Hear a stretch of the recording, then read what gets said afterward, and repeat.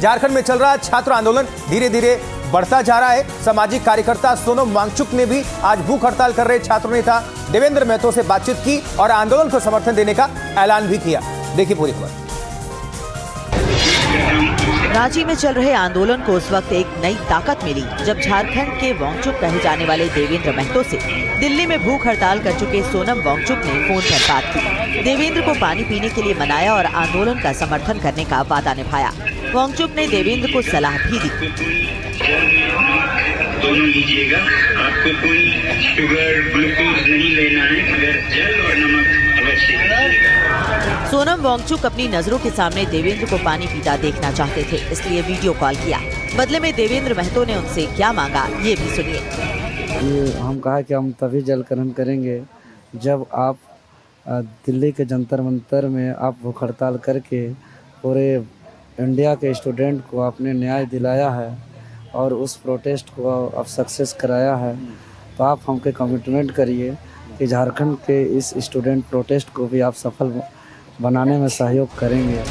सोनम वांगचुक ने देवेंद्र महतो को भरोसा दिलाया कि वो हर उस छात्र के साथ हैं जो अपने भविष्य को लेकर चिंतित है और सरकार से वाजिब सवाल कर रहे हैं।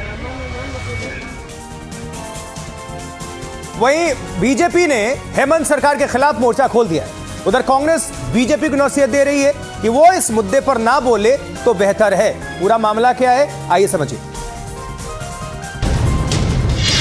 झारखंड में जेपीएससी की परीक्षा में हुई गड़बड़ी बीजेपी के लिए किसी संजीवनी से कम नहीं है। यही वजह है कि बीजेपी ने आंदोलन को पहले ही दिन से समर्थन दिया और अब सीधे जेएमएम कांग्रेस की सरकार पर हमलावर है। जेपीएससी के बाकी तीनों मेंबर्स हैं, एक जेएमएम के स्पोक्सपर्सन की पत्नी है, एक कांग्रेस के पूर्व प्रवक्ता रह चुके हैं और एक तीसरी है वो माननीय मुख्यमंत्री जी की बड़ी करीबी रिश्तेदार है। लेकिन कांग्रेस उल्टा बीजेपी से सवाल कर रही है कि उनकी सरकार तो सही से जेपीएससी की परीक्षा भी नहीं करा पाई। भारतीय जनता पार्टी को बोलने का कोई नैतिक आधार नहीं है, क्योंकि 16 सालों में उन्होंने केवल 5 एग्जाम कंडक्ट कराए थे। इन तमाम सवाल जवाब के बीच आज कांग्रेस नेता अंबा प्रसाद धरना स्थल पर पहुंच गईं और कहा कि सरकार छात्रों के साथ है। कांग्रेस पार्टी पूरी तरह से छात्रों के समर्थन में लगातार अपना पूरा प्रयास करी और माननीय मुख्यमंत्री जी भी संवेदनशीलता से इन सब चीजों को देखेंगे।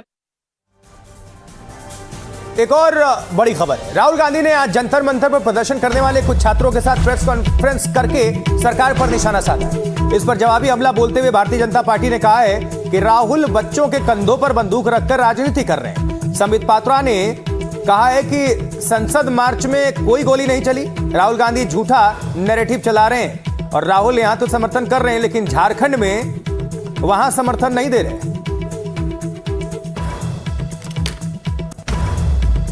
कि कोई गोली नहीं चली। 20 तारीख को दिल्ली में संसद चलो आंदोलन के दौरान। दूसरी बात है, यह एक गलत परंपरा है। कभी भी राजनीति में बच्चों के कंधों पर, मासूम बच्चों के कंधों पर बंदूक रख के राजनीति करने का प्रयास जो राहुल गांधी कर रहे हैं, नहीं करना चाहिए। झारखंड के बच्चे भी बच्चे ही हैं, वो भी आंदोलन कर रहे हैं। झारखंड के कुछ बच्चों से भी राहुल गांधी का इंटरेक्शन होना चाहिए, उनके भी तकलीफ और दुख को समझना चाहिए। अगली खबर, 2027 में उत्तर प्रदेश के विधानसभा चुनाव होने हैं। इस बीच संभल में नवंबर 2024 में हुई हिंसा पर न्यायिक आयोग की रिपोर्ट सामने आ गई है। इस रिपोर्ट की 10 बड़ी जो बातें हैं, 10 बड़ी बातें वो क्या क्या हैं, नजर डालिए। नंबर 1, संभल हिंसा पूर्व नियोजित साजिश का नतीजा है। नंबर 2, आयोग ने सांसद जियाउर रहमान बर्क का जिक्र किया है इसमें। नंबर 3, विधायक इकबाल महमूद के बेटे सुहेल इकबाल का जिक्र किया गया। आयोग की रिपोर्ट में कई लोगों का नाम भी है। नंबर 4, रिपोर्ट के मुताबिक सर्वे को लेकर मुस्लिम समुदाय में गलत जानकारी फैलाई गई।